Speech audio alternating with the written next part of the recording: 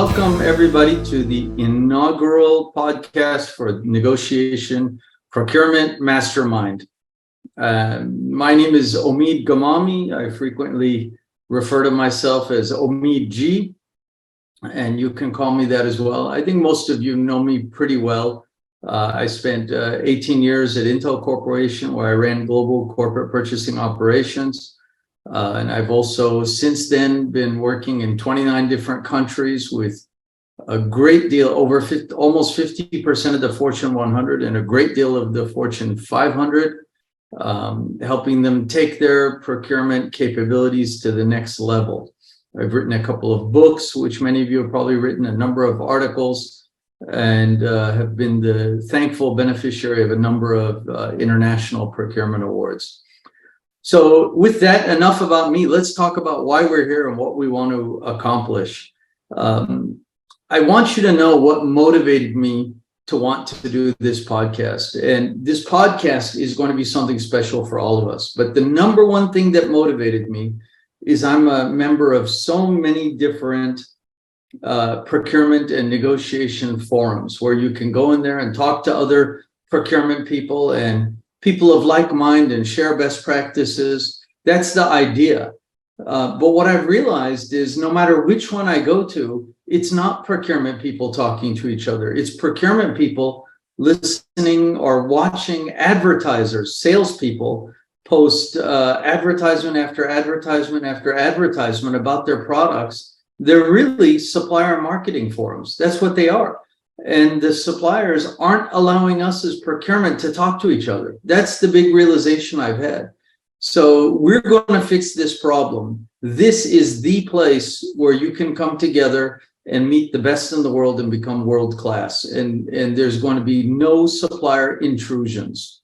So that's what's going to make this different about every other procurement forum or place that you've been to where you wanted to interact with others and learn from the best. This is the place where we're going to do that, and it's going to be controlled with no supplier advertisements intrusions working their way in. The thing I want you to know, and I mean this very seriously, after what is now 30 years for me being in this profession, the thing I want you to know is we work in the best profession in the world. And if you're not feeling it, then you're in the right place, because I'm going to help you get there. You should be having accelerated career growth, incredible income, incredible results. And why should you be experiencing those things? And why is this the best profession in the world? The reason is really simple, because the gap between current state and desired state is huge in this profession. This is the easiest profession on the planet Earth to become a rock star in. Hear me clearly. You can become a rock star in this profession. This is not marketing hype from my end. And if you ask me, how do I know? The answer is I did it. I lived it. And our institute, PSCM Institute, Procurement and Supply Chain Management Institute, has worked along with Competitors View, has worked with endless companies and endless people to help them bridge that gap. So believe in that. There's too many people trying to leave this profession and trying to look for something else because of frustration, because of career stagnation, because of income stagnation. If you leave procurement, you've missed the boat. This is the place to be. Now, what is it we're going to talk about here, and how is it going to make a difference? I've told you about my motivations. And so, excuse me, this is going to be a very relaxed, I should say relaxed sort of forum. And when I say relaxed, I mean it's unscripted. You're not going to hear me come in here with the script or anybody else with the script. This will be perhaps a Joe Rogan style podcast, but focused squarely on procurement, on negotiations, on supply chain. And pretty much in every single episode, I'm going to try and bring in a procurement executive. My target will be chief procurement officers from the Fortune 500, and I'm very thankful to have a huge number of those in my personal network list and people we've worked with in the past. and or just rock stars in the profession. No matter what, we're going to be bringing in rock stars. And what we'll focus on, in a nutshell, is two things at the highest level. And if I was just to characterize it so simply, it would be, we're going to focus on secret sauce and fatal flaws. Those are the two things I care about. Now that branches out into a million other things, but at the highest level, I want to know the secret sauce behind success, and I want to know the fatal flaws behind failure in this profession. And we'll slice and dice that from a career perspective, from a procurement organization management perspective, from an internal influence perspective, from supplier negotiations perspective, from every angle you can think of. We're going to look at secret sauce for success and fatal flaws that are tied to failure. And you might ask, why don't we just talk about secret sauce and things that make us successful? And my answer to that is really simple. It's been my consistent experience. And if you think back to your own life, whenever you've done something really well, and if somebody asks you, what was the secret sauce? You may not quite know what was the X factor that made that go so well. But when you screw something up in your personal or professional life, and someone asks you, why did that happen? You know exactly why that happened. And that's why fatal flaws are so important. You learn more from failures than you do from successes. Remember that. So we're going to spend time talking about failures. To the extent that I can draw those out of guest speakers, that's always hard because it makes us vulnerable. I have no shame in talking about my own failures, and as many successes as I have today, I also have a number of failures. I'm happy to talk about those because we all have them, and I want us to learn from each other. So in a nutshell, that's going to be this podcast. This is going to be the place to be, to go from, let's say, ordinary to world class, to go from ordinary to being a godfather. So let's do something. I want to tell you, I don't need to have a crystal ball to tell you what's keeping you awake at night. If you're a chief procurement officer, if you're a mid-level manager, if you're a lower level manager, or if you're a buyer, no matter where you sit in that spectrum, without ever talking to you, I can tell you exactly what keeps you awake at night. So let's go through that exercise because it's important to recognize what is causing problems in our profession. What's stopping us from going from good to great? What's stopping us? What's stopping you from having the kind of income you want for your family? What's stopping you from having the kind of career growth you deserve or you have the potential to achieve? And if you've ever studied Maslow's hierarchy of needs, which is pretty famous, I must have studied it 20 times in undergraduate and graduate school. It starts with safety, security, and all of these kinds of things. But eventually it works its way up to self-actualization. That is the highest state for human beings.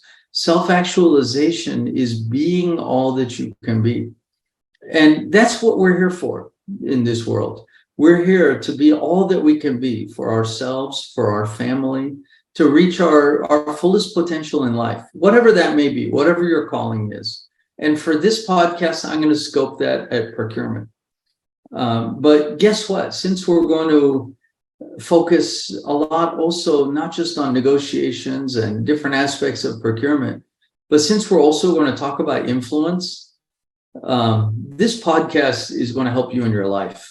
It's going to help you self-actualize in your life too, because once you learn how to influence, then you can move mountains. Then suddenly that bratty 4-year-old, 5-year-old kid who doesn't want to listen to you, you realize that telling people at any age doesn't get them to do what you want. It's influence skills. So we're going to focus on self-actualization. And how do we help you self-actualize no matter where you are in the organization? And then moving away from the individual level, how do we help procurement departments self-actualize? How do we make them be the best that they can be? So let's twist the knife a little bit. Let me make you aware that you're in pain, because you don't know that you're in pain. And I know that for sure. You've been doing this for long enough that kind of like somebody who has a chronic headache that never gets resolved. Eventually that headache is part of the new normal, and they no longer are even really aware that they have a headache. I know personally, I've had some ear issues, not hearing related, but other pressure related in my ears for exactly 16 years to the month right now. And it's part of my new normal. I've learned to accept that this is what normal is, but it's not normal.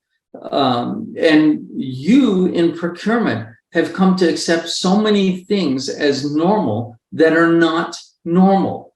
And I found I need to spend time with this profession, making you aware that you're in pain and that this pain is not normal and it needs to be addressed, and to stop viewing these things all part of as normal. It's only normal because you've been dealing with it for so long. So let's take the executive view first. And pardon me if I come across like I'm building a black picture. It's not my intent at all. My intent is to be brutally honest, and that is my job in this profession, is to be honest. So really the first thing I would say is, from an executive perspective, executive procurement, and perhaps from executives inside the company, let's be honest with ourselves. We have allowed procurement to become a back office function. And how do I know? Because we're not resourced and funded the way sales is. That's the easy answer. If we weren't a back office function, we'd have as many resources and budget and funding and training as the sales organization does, because both of our organizations generate profit, but only sales is recognized as doing so. And so the executive staff eventually starts to view procurement as something like payroll or legal, where they want it to just work, and where they might view it as the same way you view the starter in your car. That every day when you get into your car, all you want is when you push the button or turn the key or whatever type of car you have, that it just works. And you don't want to think about the starter. And anytime you're thinking about the starter, that means there's something wrong. It's never good news. If you're ever at any point in your life having a conversation about the starter in your car, it can never be a good thing, because the only reason you would need to discuss that is if it's not working. Executives have come to view procurement the same way. If the chief operating officer is hearing something about procurement, it means there's a quality issue, a supply line issue, a defect issue, a pricing issue. It's never because, hey, COO, let's sit down and talk about the wonderful things procurement has done for us lately. They don't want to have that conversation. They want the business to run, and they want to sell product, and they want to, do wonderful things in the marketplace.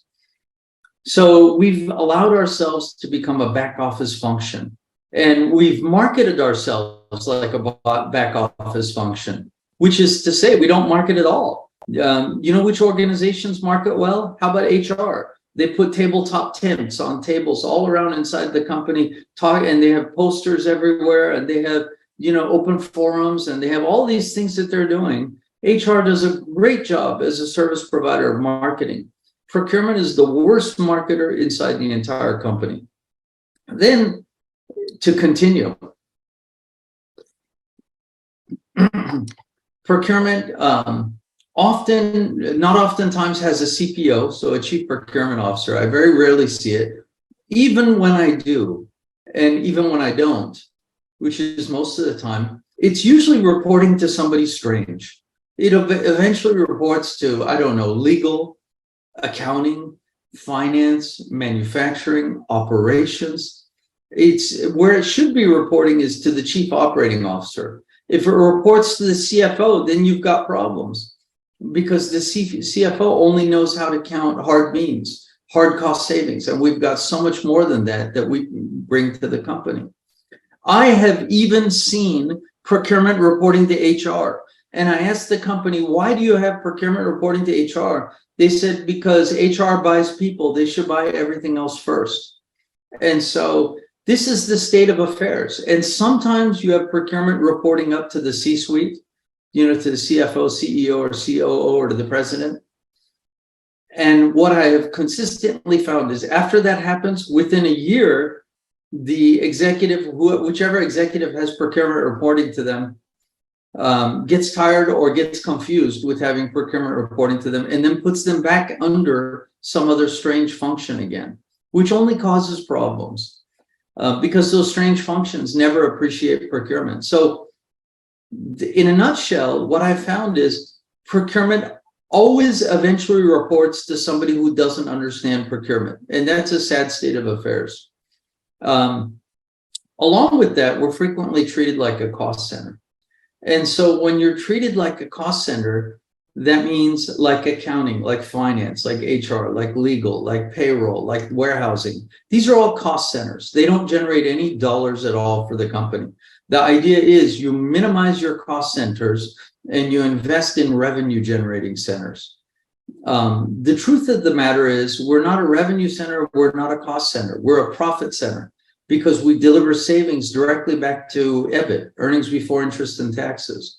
That's how it should be, and that's how we should be funded. But we're not. We're viewed as a cost center. And when you're viewed as a cost center, that means you're going to have the minimum number of headcount, you're going to have the minimum number of dollars assigned, you're going to have minimum allocated towards training, minimum assigned for systems, minimum of everything, just enough so that your department can barely work. That's how executives function, cost centers, and that's been done for over 100 years that way because that's smart business. The mistake is not in how they treat cost centers. The mistake is in putting us in the cost center category, and we've allowed that to happen. I want you to know that. Then we have influence challenges with business units. And I'll tell you what's going on. Procurement, I'll say something very controversial, actually. Procurement can become the worst negotiators inside any company. And that should catch you off guard and by surprise. And you might be saying, we should be the best negotiators in any company. But the truth is, we can become the worst negotiators. And the reason is, every other function inside the company has to negotiate without money involved. In other words, if HR wants to influence the business units or wants to influence whomever, they don't have money like you do. You're negotiating with suppliers with money. Try and negotiate with suppliers without money. Or better yet, instead of working for a big company, go and work for the mom and pop grocery store down the street, and then try and negotiate big with your suppliers. And you'll find out that the difference in your negotiation skill at the small mom and pop store and at the big company you work at now, the difference is not your skills. The difference is how much money you have to negotiate with. Therefore, the money is doing a lot of the negotiating for you. And we confuse that with our negotiation skills and capabilities. Then what happens when we go to try and negotiate with the business units? We struggle, we get stifled, we get nothing done. We run into roadblocks, we run into frustrations. Guess why? Because you don't have money anymore. You can't tell the business units, all right, I have $1.3 million. Now I want you to do these things. You don't have $1.3 million. In fact, they have the money, not you. So that's another challenge is we have learned how to negotiate with money. We have not learned how to influence. And the ability to influence is the most important skill you need for procurement success. So this is why you experience success negotiating with suppliers, but you struggle negotiating with business units. It's the only difference is the money. That's the only difference. So we need to work on and architect your influence skills. Then the next challenge, since we're viewed and funded as a cost center, remember that I said this, 10x. Remember 10x. What is the meaning of 10x? Your suppliers spend 10x more time in training than you do. That's a fact. Procurement spends up to 2% of their time in training. Suppliers spend up to 20% of their time in training, 10x. If this was, basically, they're going to a sword fight with a huge machete, and you're going with a stick of butter at room temperature. And that's the level of the difference in the level of investment that we have. And those are the people you're negotiating with. But do you think it stops there? It doesn't. They're more richly resourced than you. They have better data than you. How many of you have had to go to suppliers and ask for a copy of your own contract that you put in place with them? I think I did that 100 times during my career. The reason is they have better systems than you. They have better tracking than you. They have better data, market intelligence. They usually know more about you and your company than you do.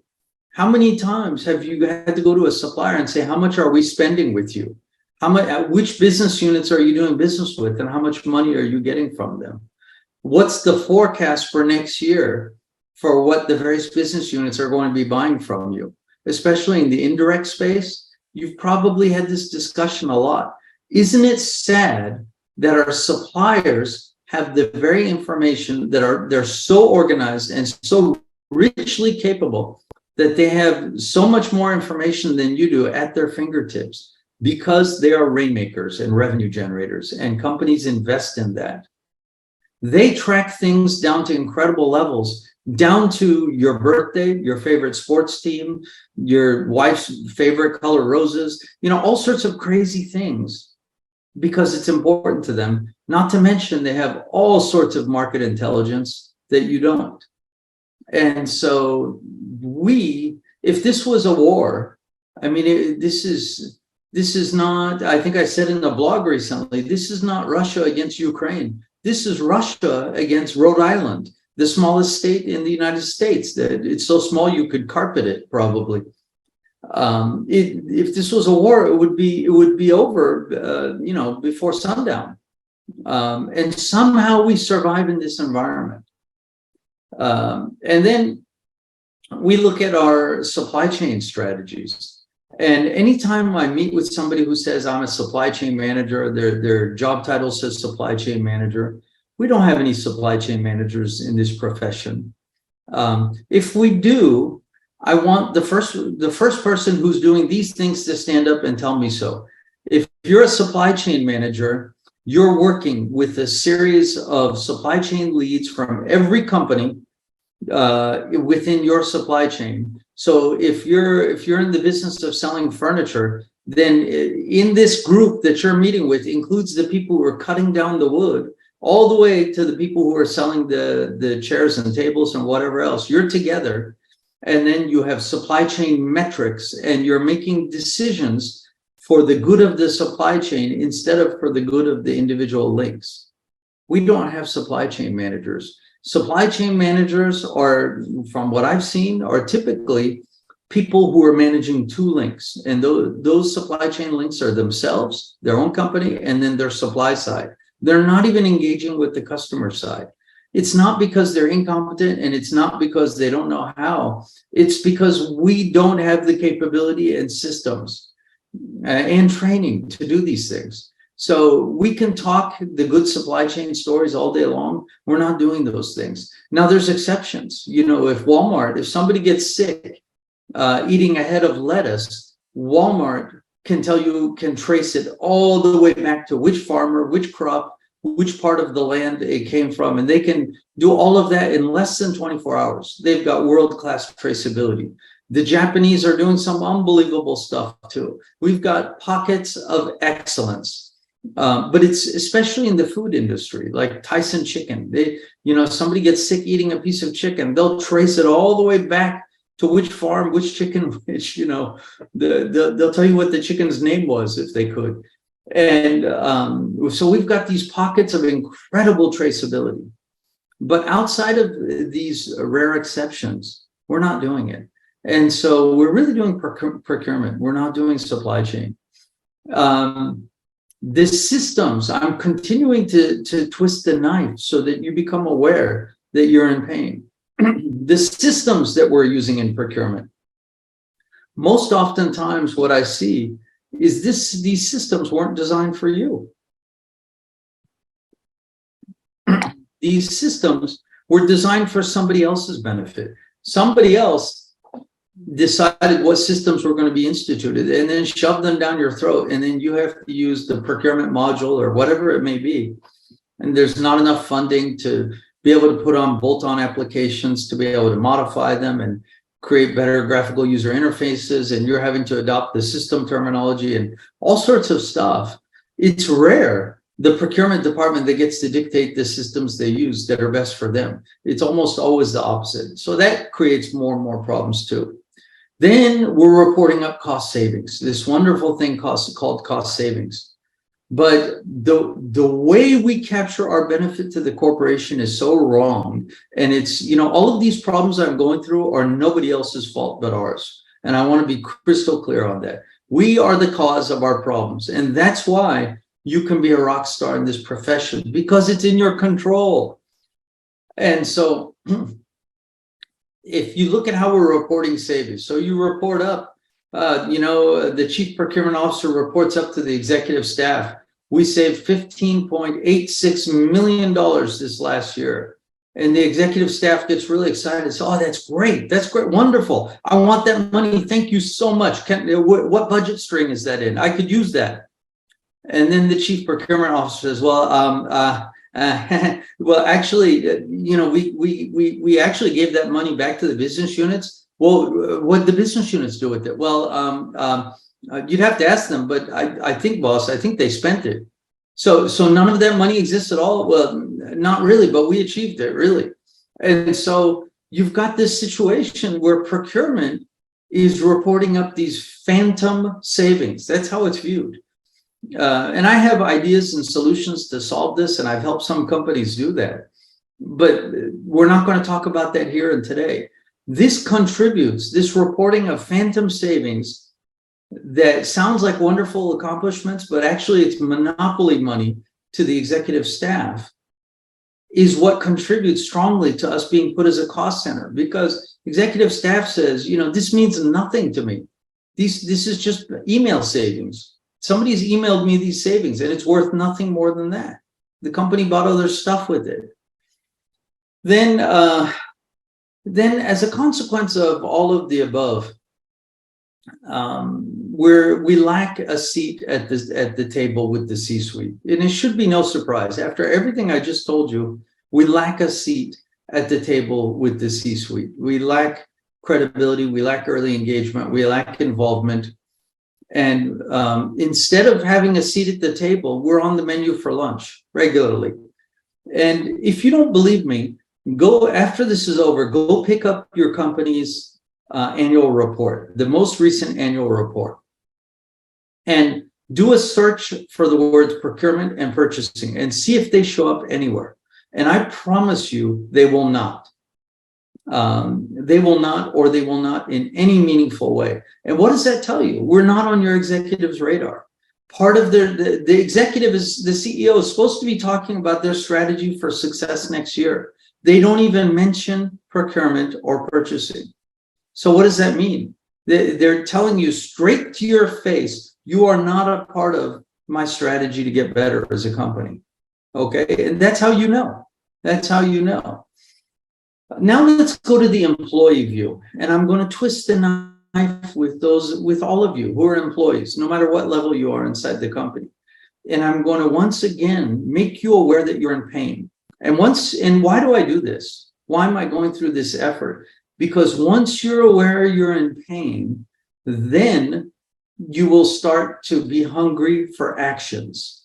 You will be hungry for making a difference and to do something different. Right?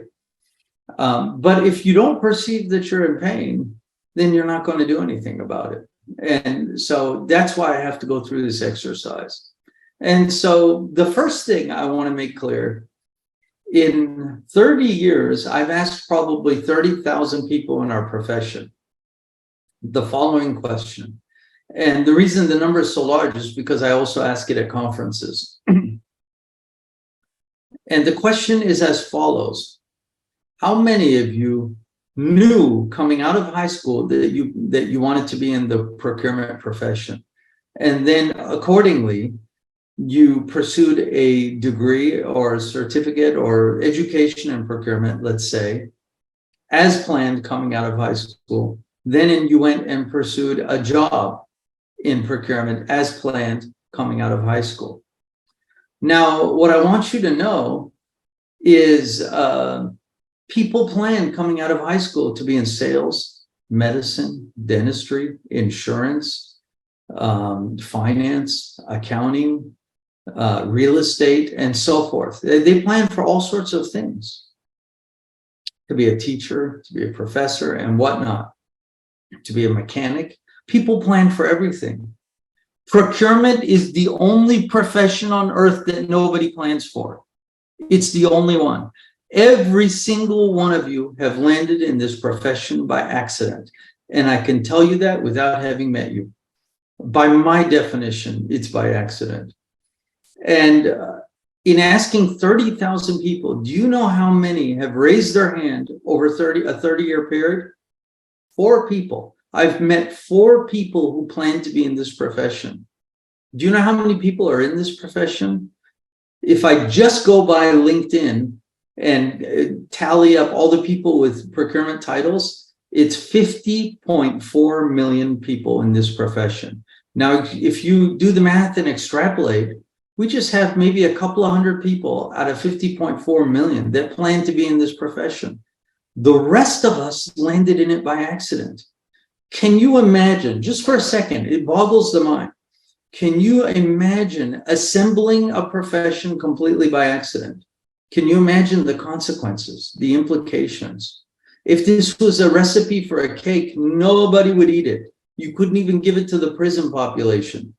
Yet this is how we've assembled our profession. People with random backgrounds, and then we've taught ourselves. We teach ourselves procurement. The people who taught me procurement, I didn't know it at the time, had no business teaching me procurement. It took me years to undo the garbage that they taught me. And then not only are you landing in this situation, you report to people who landed in procurement by accident. And then you assemble the entire profession this way. And then you work your way up through a CPO who also landed in it by accident. And then the CPO reports to somebody who, worse yet, not only did they have no exposure to procurement, they don't even understand it. This is the state of affairs, ladies and gentlemen. So if you're wondering why we're struggling, these are some of the reasons why. Now, the next thing that's challenging for us is we take a backseat to the business units. And the business units, anytime something gets escalated, because, the business units engage us late or whatever, the business units will always win. The procurement will never win. And that's probably the right answer, by the way, because your company is not in the business of procurement. Your company is in the business of marketplace domination. And it's the business units who make sure that happens, not procurement. We enable it, but it's the business units who are designing products, manufacturing products, and so forth. So they'll always take priority in that regards, but they're engaging you late. And, I see all sorts of posts on LinkedIn about making fun of the situation and, showing what it's like to be procurement. And then the business units suddenly plop something on you and people complaining about the business units. And we frequently blame them. We blame them as being stubborn. We blame them as being not acting in the company's best interest. We blame them as being procrastinating, as not planning well. We blame them for all sorts of things. I'm not going to blame them for anything. I'm going to blame you entirely. And let me tell you why, as honestly as I can. Hear me clearly. The reason the business units engage you late is because they don't see the value of engaging you early. I'm going to say that again. The reason the business units are engaging you late is because they don't see the value of engaging you early. You need to own that. And so then we need to dissect that and understand it differently. And I have a very good understanding of why that happens and how that dynamic needs to be changed. We're going to be addressing that in this podcast. And then we talked about we have issues with under-resourcing. We never have enough people. Often we can't get them backfilled. All of us are doing more than we really should be for one person, and that creates challenges. Then lack of training. We talked about procurement only invests about up to 2% of their time in training, which is not nearly enough. Typically, the training is not standardized. A lot of times it's in-house training, which is, developed by people who, quite frankly, are usually part of the problem. And I don't mean that negative about them, but all of us are part of the problem. The training tends to not move us forward. Worse yet, I have found about 99%, if not 100% of the training that's out there focuses on at-the-table negotiation strategies. And that's wrong. It's completely wrong. Do you know, with training almost half of the Fortune 100 over the last 29 years, how much time I've spent on training them and consulting with them on at-the-table negotiation strategies? Zero. Exactly 0%, 0 minutes have been spent on that. What's the reason? The reason is negotiations are won and lost before they ever start. It's what you do away from the table. It's the deal design and setup strategies that you take that result in negotiation success. All the in-house training that I see is focused on the exact wrong thing, which is you're at the table. Here's a tactic. Here's a counter tactic. If they say this, you say that, and so forth. As far as I'm concerned, you can flush all that down the toilet. Those are not. If those are the things you need to be successful, we would have been successful, 70 years ago. We wouldn't need to be sitting here talking now. It's away from the table strategies and deal design and setup and all the other strategy things. And you're not focusing on strategy today. I know that. And the reason I know that is what you're really focusing on. Our profession is filled with firefighters. Every one of you is a firefighter. And how do I know that? And how can I prove that to you? Aside from having lived it myself 30 years ago, and for a period of time thereafter, but I solved that problem and I learned a lot from solving it. The way I can prove it to you is put together a list of, X number of things. Let's say 5 things. Pick a day where you only have 2 meetings or almost no meetings. The least amount of meetings you can find. Pick that day and assemble a list of things that strategic items you should be able to reasonably address during that period of time. Then go through that day, and at the end of the day, look at your list and tell me how many of them you got to. And the answer will be minimal to none. And the reason is because of unplanned activities. And these unplanned activities are what define our profession. They suck us alive and they force us to focus on those things. I just wrote a blog about this, where if you're sitting at your desk working at your house and a drop of water comes on your head, everything gets dropped. Strategy goes out the window. Your entire life focus, it doesn't matter if you're getting married later that day. Your entire life focus becomes that water falling on your head. Now you have to figure it out. Which pipe? How is it broken? Is it leaking? How do I fix this? Is it going to break open? Am I going to flood the house? Who do I call? That becomes your life focus. You become a firefighter immediately. And fires always take precedence over strategy and over the real important things. And our profession spends its whole day putting out fires. Now, why do these fires happen? Because we are not good at doing preventative design of our work and our strategies. We don't write contracts in a way to prevent excursions. We just don't. We're terrible contract writers. We might know contract law, but we struggle. But in fact, I would even hesitate to say we know contract law. We tend to want the lawyers to handle the contracts and the finance people to handle the cost models. This is like a mechanic wanting somebody else to handle the tools for him or her. right? That's a ridiculous proposition. The mechanic has to know their tools. The mechanic must not let anybody else touch their tools. The mechanic must be the in-house expert on how to use those tools. And it must be what gives them their competitive advantage. And we're not like that inside the company. And that was my biggest realization early in my career, was I started to track all these things that were sucking my time and making me a full-time firefighter. Then I started to view them as symptoms. And I took each one of these symptoms and I positioned as what's the root cause that allows this to happen. In almost every case, it was contract related. And so I started to study contract law. I've since written a book on contract law. It really helped me doing all that studying. And I started to write preventative clauses and so forth. And my job went from 70 hours a week to 15 hours a week within a period of months. And I've worked with many companies to make this transition. But until you figure this out, you will always be a firefighter. And firefighters never get promoted, by the way. They get a lot of attaboys, good job, way to go, way to put out that fire. But fires don't get you promoted. Strategy gets you promoted, but fires prevent you from working on strategy. So interestingly enough, it doesn't matter how good your skills are if you don't know how to prevent fires. Then we have bargaining power challenges in the marketplace. We've got monopolies and oligopolies and virtual cartels, and we're wondering how to deal with those. And a lot of these problems are because we drove into the desert without water, and then once we ran out of water, we say, how do we deal with this? So the right question is not, we should not be asking, what do I do now that I've run out of water?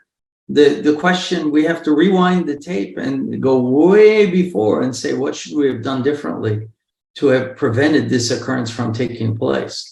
So you find yourself in bargaining power situations and problems. Those were allowed to manifest. Even if you say nobody else makes this, then I couldn't have avoided it. I would challenge you still and say, why did we have to have a product design that nobody else could make? Right? There's plenty of examples where a customized solution could have been standard such that an entire marketplace full of companies. So these things are preventable. You challenge me with any situation, I'll still show you how it's preventable. And then, we talked about at the table negotiation strategies dominating. The next thing really is we are not very good at influencing product and service design. And by the way, we're trying to find all of our savings in at the table negotiations. And that's not where most of them are. That's when you're trying to find savings there, you're trying to compress supplier profit. And you can only go so far with that. The real savings, hear me clearly, the real savings are where you're not focusing. The real savings are in product and service design. And we need to be influencing and collaborating with the business units to help streamline and standardize and simplify the product and service design to still meet the performance outcomes at the lowest total cost, but also at a much lower acquisition cost as well. On average, what my institute has been saving when we collaborate with customers and clients to do this kind of analysis, we've been finding 18% savings on average. That's before you go to negotiations. How many of you are finding 18% savings before you go to negotiations? That's where the money is, and we're not doing that well. Then our entire profession is buying goods and services instead of performance results. That's the cancer that's eating our profession alive. The end user gives you a specification or scope of work for goods or services. Then we send out a tender or a bid for goods or services. Then we put in a contract for goods or services or goods and services. Then we negotiate for that. We contract for it. Then when we receive goods and services, the end user complains because they didn't actually want goods and services. They wanted performance results. And this cycle has gone on unchanged throughout your entire career, yet you've been doing the same thing over and over and expecting a different result. I want that to sink in for a second. You've been allowing this cycle of pain to happen over and over, expecting a different outcome. It's never going to happen, folks. So we're going to talk about how to transform your procurement processes to stop buying goods and services and to exclusively buy performance results. And all of these kind of things result in career frustration and stagnation. After all, I'm not just a consultant and speaker and trainer and author and procurement professor. I'm past Fortune 50 executive.